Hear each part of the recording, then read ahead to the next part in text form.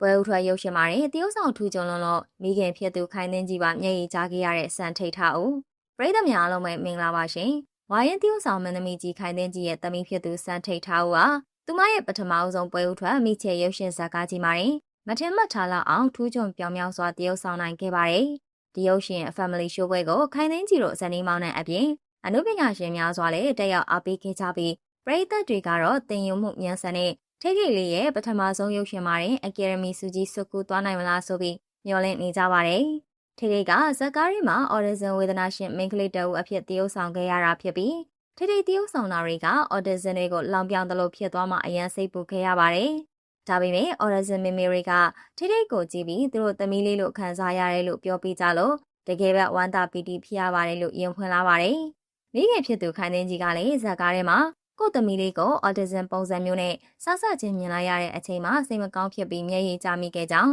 သမီးဖြစ်သူကအများကြီးသင်ပေးစရာမလိုပဲတင်ယူလွယ်တဲ့ကလေးတစ်ယောက်ဖြစ်ပြီးသူရဲ့ပထမဆုံးရိုက်ကွင်းမှာလည်း3ခါလောက်ပဲလိုက်လံကူညီပေးခဲ့ရကြောင်းဂုဏ်ယူစွာပြောပြခဲ့ပါတယ်။လက်တလုံးမှာတော့အနုပညာအရေးချင်းအပြင်စိတ်သက်ကြံ့ခိုင်မှုရှိပြီးဗတ်ဆောင်တော်တဲ့ကျဲပွင့်အသက်လေးစံထိတ်တောက်ရဲ့ပြောင်မြောက်တဲ့တရုပ်ဆောင်ချက်တွေကြောင့်ပရိသတ်တွေထဲမှာကပဲအော်ဒီဇင်မိသားစုဝင်းကျင်ကပါလိုက်လဲအတိမတ်ပြုချီးကျူးနေကြတာဖြစ်ပါတယ်။ပရိသတ်ကြီးတို့ရောအော်ဒီဇင်ကာရိုက်တာကိုပြပြင်းစွာတရုပ်ဆောင်နိုင်ခဲ့တဲ့စံထိတ်ထားဖို့ပေါ့ဘယ်လိုမျိုးမြင်မိကြလဲဆိုတာကောမန့်မှာပြောပြပေးခဲ့ကြပါအောင်ရှင်။